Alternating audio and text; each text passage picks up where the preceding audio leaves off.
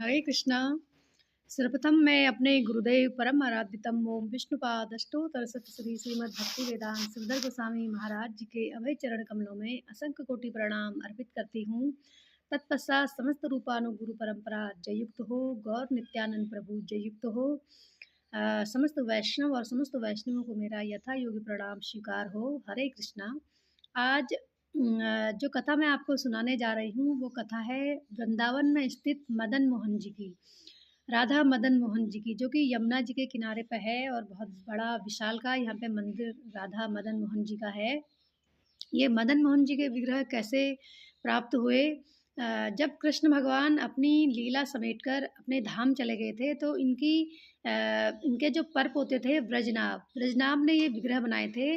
वो अपनी दादी से रुक्मावती से अक्सर पूछा करते थे कि दादी कृष्ण भगवान कैसे दिखते थे। तो क्योंकि इनकी दादी इनको हमेशा कृष्ण भगवान की लीला कथाएं सुनाई करती थी। तो ये ब्रजनाभ ने क्या करा, भगवान की लीला कथाएं सुनकर बार बार सोचते थे कि मैं कितना अभागा हूँ जो मुझे भगवान के दर्शन प्राप्त नहीं हुए और उसी कुल में मैं उत्पन्न हुआ हूँ। तो इन्होंने एक शिल्पकार से मिलकर जैसा उनकी दादी उनका वर्णन किया करती थी उसी प्रकार के विग्रह बनाए। तो उसके बाद दादी को दिखाए और बोले, दादी क्या मेरे दादाजी ऐसे दिखते थे? तो दादी ने बोला, इसमें जो चरण तुमने बनाए हैं ना, ये चरण बिल्कुल साक्षात ठाकुर जी के चरण हैं और अन्य तो इसमें कुछ मेल नहीं खाता। तो तब ये जो चरण थे ये मदन मोहन जी के चरण थे, तो यही मंदिर बना मदन मोहन जी का। फिर उन्होंने दूसरे विग्रह बनाए, दूसरे विग्रह जो कि जिसमें वक्षस्थल भगवान से मेल खाता था, तो वो मंदिर बना राधा गोपीनाथ का। तीसरे विग्रह फिर बनाए और दादी से पूछा, दादी क्या ऐसे दिखते थे? तो दादी ने बोला हाँ। दादी ने जैसे ही गोविंद देव को देखा, उन विग्रह को देखा तो एकदम से पल्ला कर लिया। तो इनके जो परपोते थे कृष्ण के, उन्होंने बोला, अरे दादी तुमने पल्ला क्यों किया? तब उन्होंने बोला कि ये साक्षात जो है कृष्ण भगवान की तरह हैं, क्योंकि ये मेरे ससुर जी हैं इसलिए मैंने पल्ला कर लिया। इनका जो मुख कमल है ऐसा ही कृष्ण भगवान का मुख कमल था। तो ये मंदिर बना राधा गोविंद देव। तो हमारे जो गौड़ी वैष्णवों के ये तीनों विग्रह प्राण माने जाते हैं। एक जो राधा मदन मोहन जी का मंदिर है, इनको संबंध का देवता बताया जाता है, दूसरे को प्रयोजन का, तीसरे को अभिधेय और प्रयोजन। इस प्रकार से 3 प्रकार के ये विग्रह बने हैं। और मदन मोहन जी कैसे प्राप्त हुए? अद्वैताचार्य जी जब इस धराधाम पे आए तो उन्होंने अद्वैत वट पर तपस्या करी, तो उन्हें यह विग्रह मदन मोहन जी के प्राप्त हुए और उन्होंने इन विग्रह को मथुरा में एक चौबे परिवार रहता था, बड़े भक्त थे, तो वहाँ दे दिया था। तो वहाँ पे चौबैन थी, वो बड़ी भक्त थी भगवान की, तो वो ये भगवान की सेवा किया करती थी। उनका एक पुत्र था सदन, इनका नाम हो गया मदन। तो ये अपने दोनों पुत्रों को सदना और मदना कहकर पुकारा करती थी। जब सनातन गोस्वामी वृंदावन आए तो वृंदावन से ये छठ गोस्वामियों में आते हैं सनातन गोस्वामी वृंदावन से मधुकरी मांगने, भिक्षा मांगने मथुरा जाया करते थे। तो मथुरा में इन्होंने इन्हीं चौबे परिवार के घर में जब भिक्षा मांगने के लिए गए तो उन्होंने देखा कि 2 बालक खेल रहे हैं, एक का नाम सदना है, दूसरे का नाम मदना है। दोनों गुल्ली डंडा खेल रहे थे। गुल्ली डंडा में क्या हुआ, सदना हार गए तो मदना ने बोला तुम हार गए हो इसलिए घोड़ा बनो, तो मदना उनके ऊपर घोड़ा बन के खेलने लगे। उसके बाद कुछ देर फिर गुल्ली डंडा खेला तो मदना हार गए। अब सदना ने बोला तुम घोड़ा बनो, तो मदना ने बोला मैं क्यों घोड़ा बनूं? तो ऐसा कहकर मदना जो है जोर जोर से भागने लगे, दौड़ दौड़ के भागने लगे। तो सदना उनके पीछे पीछे भागने लगे। तो मदना जो है अपने जो जो विग्रह थे मदन मोहन जी के, उनमें समा गए। और सदना बोले अच्छा ठीक है, जब विग्रह से बाहर आओगे ना तब बताऊंगा तुमको मैं। जब सनातन गोस्वामी ने ये दृश्य देखा तो बड़े आश्चर्यचकित हो गए कि यहाँ तो साक्षात भगवान की लीलाएं हो रही हैं और मदन मोहन जी का विग्रह जो है साक्षात है। तो इस प्रकार से वो भिक्षा मांग के गए, लेकिन जो 15 दिन में भिक्षा मांगने के लिए आते थे वो दूसरे दिन फिर भिक्षा मांगने के लिए वहाँ आ गए और बोले माता जी को देखा उन्होंने कि माता जी एक हाथ से दातुन कर रही हैं और दूसरे हाथ से जो है भगवान के लिए खिचड़ी बना रही हैं, और दोनों को एक हाथ से भगवान को खिला रही है, एक हाथ से जो है एक हाथ से उसी हाथ से भगवान को पवा रही है, उसी हाथ से सदना को पवा रही है।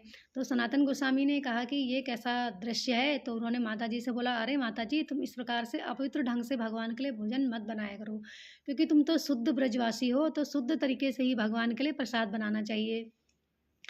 तो माताजी ने बोला ठीक है, कल से ऐसा ही करूँगी। तो सनातन गोस्वामी चले गए। अब माताजी दूसरे दिन स्नान करने गई, खूब चूल्हा लीपा-लापा बहुत बढ़िया ढंग से, शुद्ध ढंग से भगवान के लिए भोजन बनाने लगी। तो बहुत देर हो गई भोजन बनाने में, क्योंकि स्नान वगैरह करने में काफ़ी टाइम लग गया। तो ये जो सनातन गोस्वामी थे, आए और उन्होंने देखा कि दोनों बालक मदना और सुनंदना आँखों में हाथ डाल के ज़ोर-ज़ोर से रो रहे हैं, भूख लगी है, भूख लगी है। तो सनातन गोस्वामी जी समझ गए कि मुझसे अपराध हो गया है, तो उन्होंने माताजी से बोला, "अरे माताजी, तुम जैसे भोजन बनाती थी ना, वैसे ही भोजन बनाओ।" उन्होंने बोला, "अच्छा ठीक है।" तीसरे दिन फिर आए, तो माताजी देहली पे बैठ के रो रही थी, तो बोली, "माताजी अब क्यों रो रही हो? अब क्या हुआ?" तो बोले कि ये जो मदन मोहन जी है ना, ये मेरे सपने में आए, तो बोल रहे थे कि मुझे बाबा जी के पास जाना है, आपके साथ जाना है। तो सनातन गोस्वामी ने बोला, "अरे नहीं, नहीं, मैं कैसे ले जाऊँगा? क्योंकि मैं तो भक्कड़ बाबा हूँ और इन्हें तो 56 भोग चाहिए, इनकी तो यहाँ पे बहुत सेवा होती है, मेरे से ये सेवा नहीं हो पाएगी।" तो सनातन गोस्वामी चले जाते हैं, दूसरे दिन फिर सपने में आते हैं, "अरे माताजी, तुमने मुझे दिया नहीं, मैं तुम्हारी सेवा से बहुत संतुष्ट हूँ, अब तुम मुझको बाबा जी को दे दो, मैं वृंदावन जाना चाहता हूँ।" और सनातन गोस्वामी के सपने में भी आए कि मुझे आप ले चलो। तो उसके बाद जो है माताजी इनको सनातन गोस्वामी को दे देती है। सनातन गोस्वामी बोलते हैं, "भाई मेरे से तो सेवा हो नहीं पाएगी, क्योंकि तुम तो यशोदा के घर में तो 9 लाख गायें थी, 9 लाख गायें होने के बाद भी तुम चोरी करा करते थे माखन की, तब भी तुम तृप्त नहीं होते थे, तो मैं तो फक्कड़ बाबा हूँ, भीख माँग के खाता हूँ, कैसे तुमको तृप्त करूँगा?" तो मदन मोहन जी बोलते हैं, "अरे मैं ऐसे ही चल लूँगा तुम्हारे साथ में, जैसा तुम खाओगे वैसे ही मैं भी खा लूँगा।" अब ये आए वहाँ वृंदावन में ले गए मदन मोहन जी को, तो एक छोटा-सा इनके लिए मंदिर बनाया। और क्योंकि ये सनातन गोस्वामी तो एक पेड़ के नीचे बैठ के भजन करते थे। अब एक दिन जैसे ही भजन कर रहे थे, तो भजन करते-करते ध्यान में बोले, "अरे बाबा, मुझे भूख लगी है।" तब सनातन गोस्वामी ने आटा माँग कर लाए और उनके लिए बाटी बनाकर उनके पवा दी। फिर अपने भजन में लग गए। ये तो 22-22 घंटा लगातार भजन करते थे। अब मदन मोहन जी तो भूख से व्याकुल हो जाते थे और बोलते थे कि, "अरे बाबा जी, रूखी-सूखी रोटी खा के बहुत दिन हो गए, ज़रा-सा नमक तो डाल दिया करो इसमें।" तो सनातन गोस्वामी फिर उस बार नमक माँग के लाते हैं और नमक माँग कर उनके लिए बाटी बनाते हैं और उनको पवा देते हैं। अब जब ध्यान में बैठते हैं, तो फिर भगवान आ जाते हैं, मदन मोहन जी आ जाते हैं और बोलते हैं, "अरे बाबा, ये सूखी-सूखी ना रोटी गले से नहीं उतरती है, तनिक घी तो डाल दिया करो, ज़रा घी तो माँग के लाया करो।" तो सनातन गोस्वामी बोले, "अरे! पहले तुमने बोला कि मुझे रोटी खानी है, फिर तुमने बोला कि मुझे नमक लगी रोटी चाहिए, मेरे गले से नहीं उतरती, अब तुम बोलोगे घी की रोटी चाहिए। मैं हूँ भक्कड़ बाबा, क्या मैं घी माँगते फिरूँगा? आज तुम घी कहोगे, कल तुम बोलोगे मुझे मालपुआ खाना है, परसों तुम बोलोगे मुझे खीर खानी है, फिर बोलोगे रसमलाई खानी है। मैं कैसे तुम्हारी डिमांड पूरी करूँगा? मैं भक्कड़ बाबा हूँ, भजन करूँ या तुम्हारी सब सेवा करूँ? जाओ तुम अपना इंतज़ाम खुद ही कर लो।" तो मदन मोहन जी बोलते हैं, "ठीक है, अब मुझे अपना इंतज़ाम खुद ही करना पड़ेगा।" तो ये तपस्या में बैठे हुए थे, भजन कर रहे थे, तो वहीं पे यमुना जी बहती थी। यमुना जी पर एक व्यापारी जो है अपनी नाव ला रहा था, व्यापार कर रहा था, नमक का व्यापार वो करता था। तो उसकी नाव जो है रेत में कहीं पे फँस गई और जो है वो जैसे-तैसे वहाँ से पार आया और देखा, कुछ लोगों ने बोला कि ये सिद्ध बाबा है, इनसे बोलो कुछ, ये कुछ मदद करेंगे तुम्हारी। तो उनके पास गए और बोले कि, "अरे बाबा, हमारी नाव जो है फँस गई है यमुना जी में, हम उसको निकाल दीजिए।" तो सनातन गोस्वामी ने बोला कि मैं क्या करूँ? मैं कोई सिद्ध बाबा थोड़ी हूँ, यहाँ पे जाइए मदन मोहन जी के पास जाइए, उनसे बोलिए अपनी जो भी समस्या है। तो उन्होंने मदन मोहन जी के पास गए और बोला कि अगर मेरी नाव निकल गई, तो मैं जो है यहाँ पर बहुत बड़ा मदन मोहन जी का मंदिर बनाऊँगा।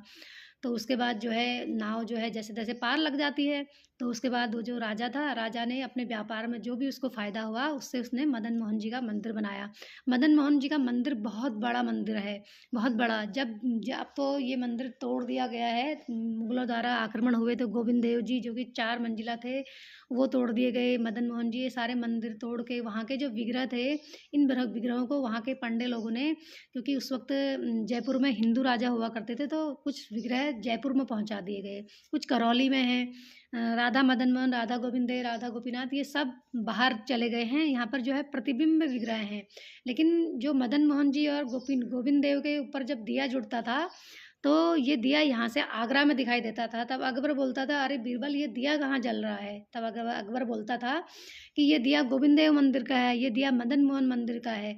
तो इतने इतने विशाल ये मंदिर बनाए गए थे, लेकिन आज के टाइम पे तो ये मंदिर बहुत तोड़ दिए गए हैं। कुछ इनका भाग बचा हुआ है, वो भी इतना विशालकाय है कि बहुत ऊँची-सी सीढ़ियाँ लगी हुई हैं। सीढ़ियों पे चढ़कर मदन मोहन जी के मंदिर जाना पड़ता है और बहुत सुंदर मंदिर है ये। आज से 550 वर्ष पूर्व ये बनाया गया है। तो ज़्यादा कुछ ना कहकर इस प्रकार से मदन मोहन मंदिर यहाँ पर आए, तो अपनी कथा को यहीं पर विराम देती हूँ। हरे कृष्णा।